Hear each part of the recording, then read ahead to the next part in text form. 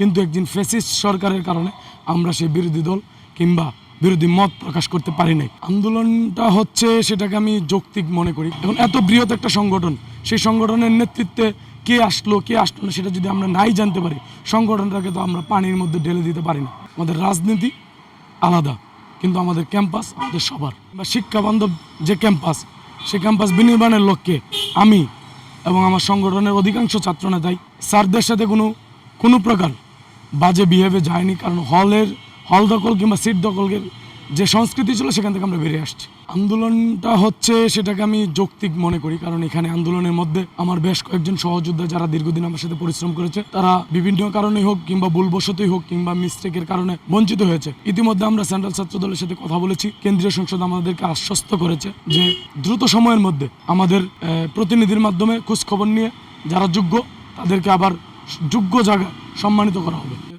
প্রত্যেকটা সংগঠন তাদের নিজ নিজ কর্মপরিকল্পনা বাস্তবায়ন করে যাচ্ছে সুশৃঙ্খলভাবে, এবং আমার সাথে ব্যক্তিগতভাবে আমার সাথে সকল সংগঠনের ভালো একটা যোগাযোগ রয়েছে। আপনারা খোঁজখবর নিলে জানতে পারবেন। সেই ধারাবাহিকতা আমরা বজায় রাখতে চাই এবং ক্যাম্পাসগুলোতে পড়াশোনা, খাবার এবং পরিবেশ নিয়ে আমরা সবাই ঐক্যবদ্ধভাবে কাজ করতে চাই। আমাদের রাজনীতি আলাদা, কিন্তু আমাদের ক্যাম্পাস আমাদের সবার। ছাত্র সংসদ নির্বাচন নিয়ে অলরেডি আমাদের ছাত্রদলের যে প্রেসিডেন্ট, আমাদের সকলের ছাত্রদলের যে সভাপতি, তিনি ইতিমধ্যে একটি বিষয় অবতারণা করেছেন। সেটি হলো যে দ্রুত সময়ের মধ্যে একটি গণতান্ত্রিক নির্বাচন পরবর্তী গণতান্ত্রিক সরকারের মাধ্যমে আমাদের এই ছাত্র সংসদগুলোর নির্বাচন যাতে হয়, কিংবা ছাত্রলীগের যারা দায়ী আছে, দোষী আছে, তাদেরকে আইনের কাঠগড়ায় এনে তাদেরকে বিচারের মুখোমুখি করে ছাত্রলীগ মুক্ত একটি ক্যাম্পাস, সন্ত্রাস মুক্ত একটি ক্যাম্পাসে সুন্দর সুষ্ঠু একটি সুশৃঙ্খল শিক্ষাবান্ধব ক্যাম্পাসের মধ্যে একটি ছাত্র সংসদ নির্বাচন আমরা চাই।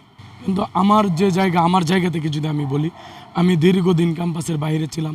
পড়াশোনা, একাডেমিক ব্যাকগ্রাউন্ড যদি আমার খোঁজখবর নিয়ে দেখেন, আমার অনেক গ্যাপ রয়েছে। তারপর আমি পড়াশোনা শেষ করেছি। সুষ্ঠুভাবে আমি পড়াশোনাটা শেষ করতে পারিনি।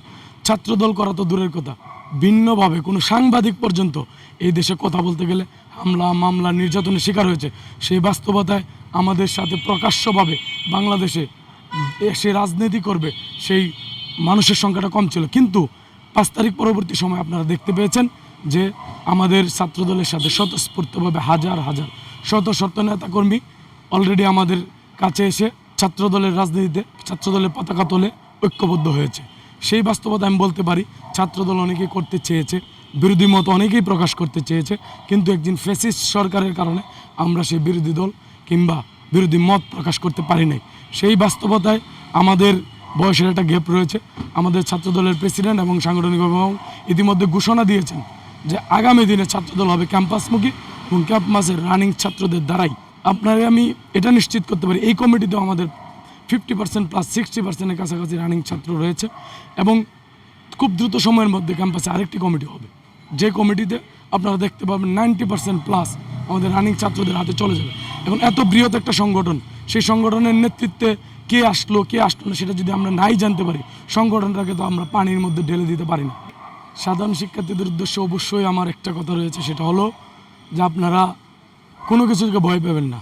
এই 24 জুলাই আগস্ট বিপ্লবের পরবর্তী সময়ে এসে কোনো শিক্ষার্থী ভয় পেতে পারে না। আপনি যেখানে অন্যায় দেখবেন, যেখানে অবিচার দেখবেন, সেখানে আপনি তাকে প্রশ্ন করবেন।